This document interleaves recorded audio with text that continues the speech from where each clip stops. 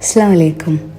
വായുവും വെള്ളവും ഭക്ഷണവും നമ്മുടെ ജീവൻ നിലനിർത്താൻ എത്ര ആവശ്യമാണോ അതേപോലെ നമ്മുടെ ഹൃദയത്തിനും മനസ്സിനും ആവശ്യമുള്ള ഒന്നാണ് ദുആ, പ്രാർത്ഥന എന്ന് പറയുന്നത്. പ്രാർത്ഥനകളില്ലാത്തൊരു ഹൃദയം ശ്മശാനം പോലെയാണെന്ന നബി സല്ലല്ലാഹു അലൈഹി വസല്ലം പഠിപ്പിച്ചത്. പ്രതീക്ഷകളാണ് നമ്മുടെ ജീവിതത്തെ മുന്നോട്ട് കൊണ്ടുപോകുന്നതെങ്കിൽ ആ പ്രതീക്ഷകളെ നിലനിർത്തുന്നത് പ്രാർത്ഥനകളാണ്. നമ്മുടെ ക്രിയേറ്ററും നമ്മളും തമ്മിലുള്ളൊരു പ്രൈവറ്റ് കോൺവെർസേഷനാണ് ശരിക്കും ദുആ എന്ന് പറയുന്നത്. അതിനേക്കാളേറെ അതൊരു പാലമാണ്. നമ്മളെയും നമ്മുടെ റബ്ബിനെയും സദാ കണക്ട് ചെയ്തുകൊണ്ടിരിക്കുന്ന ഒരു പാലം. ഇപ്പം നമ്മളിങ്ങനെ പറയുമല്ലോ, നമ്മുടെ ബ്രെയിൻ ഡീക്ലട്ടർ ചെയ്യാനുള്ള അല്ലെങ്കിൽ ഓർഗനൈസ് ചെയ്യാനുള്ള ഏറ്റവും നല്ലൊരു മെത്തേഡാണ് റൈറ്റിംഗ് എന്ന് പറയുന്നത്. അതേപോലെ നമ്മുടെ ഹൃദയത്തെ, ഹാർട്ടിനെ ഡീക്ലട്ടർ ചെയ്യാനുള്ള ഏറ്റവും നല്ല മെത്തേഡാണ് പ്രാർത്ഥന എന്ന് പറയുന്നത്.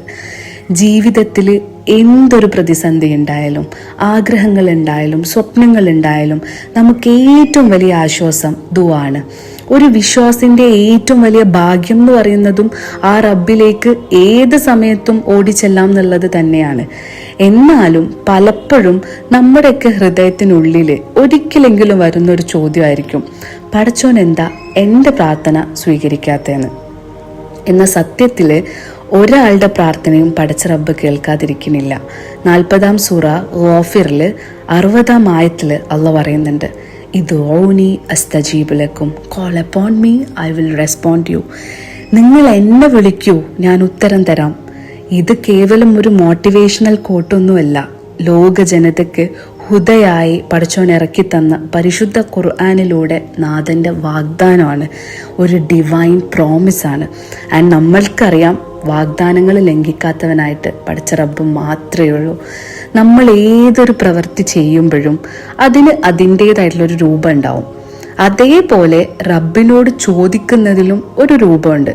യാ അയ്യുഹന്നാസ് അൻതുമുൽ ഫുഖറാ ഇലല്ലാഹ് വല്ലാഹുൽ ഗനിയുൽ ഹമീദ്. സൂറ ഫാത്തിറിലെ 15-ാം ആയത്തിലൂടെ അള്ളാഹ് പറയാണ്, മനുഷ്യരെ, നിങ്ങളെല്ലാവരും അള്ളാഹുവിനോട് അഭ്യർത്ഥിക്കുന്നവരാണ്. അള്ളാഹു തന്നെയാണ് സ്വയം പര്യാപ്തനും സ്തുതിക്കപ്പെട്ടവനും. ഈ ഒരു ബോധം മനസ്സിലുണ്ടായിട്ട് വേണം നമ്മൾ റബ്ബിൻ്റെ മുമ്പിൽ കൈകൾ ഉയർത്തേണ്ടത്. Show your weakness. നമ്മുടെ എല്ലാ വീക്ക്നെസ്സും റബ്ബിന് മുമ്പിൽ തുറന്ന് പറഞ്ഞുകൊണ്ടായിരിക്കണം നമ്മൾ ദുആ ചെയ്യേണ്ടത്. അതിന് ഏറ്റവും നല്ലൊരു എക്സാമ്പിളാണ് സക്കരിയ അലൈഹിസ്സലാമിൻ്റെ ചരിത്രം. വാർദ്ധക്യ സമയത്ത് അദ്ദേഹം ഒരു കുഞ്ഞിനു വേണ്ടി ദുആ ചെയ്യുന്നുണ്ട്. സൂറ മറിയമിൽ അത് എക്സ്പ്ലെയിൻ ചെയ്യുന്നുണ്ട്. അതിങ്ങനെയാണ്, എൻ്റെ അസ്ഥികൾ ക്ഷയിച്ചിരിക്കുന്നു, എൻ്റെ തല മുഴുവൻ നരച്ചിരിക്കുന്നു. നിന്നോടുള്ള പ്രാർത്ഥനയിൽ ഞാൻ ഒരിക്കലും നിരാശനായിട്ടില്ല. എത്ര മനോഹരമായിട്ട്, എത്ര ലളിതമായിട്ടാണ് ഇവിടെ ദുആ ചെയ്യുന്നത്. രണ്ടാമതായിട്ട് നമ്മൾ ശ്രദ്ധിക്കേണ്ട ഒരു കാര്യമാണ് അസ്മാഉൽ ഹുസ്നയിലെ നാമങ്ങൾ ഉപയോഗിച്ച് അള്ളാഹിനെ പ്രകീർത്തിച്ചുകൊണ്ട് നമ്മൾ പ്രാർത്ഥിക്കുക എന്നുള്ളത്. ഇപ്പം ഒരു എക്സാമ്പിൾ പറയുകയാണെങ്കിൽ, റിസ്കിന് വേണ്ടി ചോദിക്കുന്ന ഒരാളാണെങ്കിൽ അയാൾ അള്ളാഹിനെ വിളിക്കേണ്ടത് അർ റസാഖ് എന്നാണ്, ദ പ്രൊവൈഡർ. തുറക്കപ്പെടാത്ത അടഞ്ഞു കിടക്കുന്ന വാതിലുകൾ തുറക്കപ്പെടാൻ വിളിക്കേണ്ടത് അൽ ഫത്താഹ്, ദ ഓപ്പണർ എന്നാണ്. റിലേഷൻഷിപ്പുകളിൽ സ്നേഹം വർദ്ധിക്കാനാണെങ്കിൽ, അല്ലെങ്കിൽ റിലേഷൻഷിപ്പുകളിൽ പ്രശ്നമുള്ള ആളുകളാണെങ്കിൽ അവിടെ സ്നേഹം വർദ്ധിക്കാൻ നമ്മൾ വിളിക്കേണ്ടത് അൽ വദൂദ് എന്നാണ്. വുദ്, സ്നേഹം എന്ന അറബി വാക്കിൽ നിന്നാണ് അൽ വദൂദ് ഉണ്ടായിട്ടുള്ളത്. ഇതേപോലെ 99 നാമങ്ങൾ നമുക്ക് പഠിപ്പിച്ചു തന്നിട്ടുണ്ട്. ആ നാമങ്ങൾ വിളിച്ച് പ്രാർത്ഥിക്കുന്ന ഒരാളുടെ പ്രാർത്ഥന തട്ടിക്കളയില്ല എന്നാണ് അനുഭവങ്ങളിൽ നിന്ന് നമുക്ക് മനസ്സിലാക്കാൻ പറ്റുന്നത്. അതേപോലെ മൂന്നാമതായിട്ട് നബി സല്ലല്ലാഹു അലൈഹി വസല്ലമയുടെ പേരിൽ സ്വലാത്തും ധാരാളമായിട്ട് ഇസ്തിഗ്ഫാറും ചെയ്യാന്നുള്ളതാണ്. നമ്മുടെ ഹാർട്ടിനെയും സോളിനെയൊക്കെ ക്ലെൻസ് ചെയ്യാനും നമ്മുടെ പ്രാർത്ഥനകൾ സ്വീകരിക്കപ്പെടാനും തിന്മകളിൽ നിന്ന് വിട്ടു നിൽക്കാനും എല്ലാറ്റിനുള്ളൊരു ഒറ്റമൂലിയാണ് ശരിക്കും പറഞ്ഞാൽ ഇസ്തിഗ്ഫാർ. ഇസ്തിഗ്ഫാറിൻ്റെ അത്ഭുതങ്ങളെക്കുറിച്ച് പറയാനാണെങ്കിൽ ഒരുപാടുണ്ട്. അത് ഇൻഷാ അല്ലാഹ് നമുക്ക് മറ്റൊരു സെഷനിൽ പറയാം. ഇങ്ങനെയൊക്കെ ചെയ്തിട്ടും പല സമയം ഉത്തരം കിട്ടാതെ വരുമ്പോൾ നമ്മൾ മനസ്സിലാക്കേണ്ട ഒരു കാര്യമുണ്ട്. It's just A matter of time. ചിലപ്പോൾ അത് ദിവസങ്ങളാവാം, ചിലപ്പോൾ അത് മാസങ്ങളാവാം, ചിലപ്പോൾ അത് വർഷങ്ങളായിരിക്കാം. പക്ഷെ നമ്മൾ മനസ്സിലാക്കേണ്ടത് എല്ലാ ഡിലേയിലും ഒരു ഹൈറുണ്ട്. ഏത് സമയത്ത് ഏത് രൂപത്തിൽ എങ്ങനെ അത് നമുക്ക് തരണമെന്ന് റബ്ബിന് നന്നായിട്ടറിയാം. നമ്മുടെ മനുഷ്യബുദ്ധിക്ക് ചിന്തിച്ച് മനസ്സിലാക്കാൻ പറ്റാവുന്നതിലപ്പുറത്തേക്ക് അതിലൊരു യുക്തിയുണ്ട്. അതുകൊണ്ട് തന്നെ ലാ തഖ്നതു മിർ റഹ്മത്തില്ലാ, റബ്ബിൻ്റെ കാരുണ്യത്തെ നമ്മൾ ഒരിക്കലും നമ്മൾ സംശയിക്കരുത്. ഞാൻ ചോദിച്ചാൽ എനിക്ക് കിട്ടുമോ എന്നുള്ളൊരു സംശയം പോലും ഒരിക്കലും ഒരു വിശ്വാസിൻ്റെ ഹൃദയത്തിൽ ഉണ്ടാവരുത്. പലപ്പോഴായിട്ട് പലരും എന്നോട് ചോദിക്കുന്നൊരു കാര്യമാണ്, എന്താണ് ശരിക്കുള്ള തവക്കുൽ?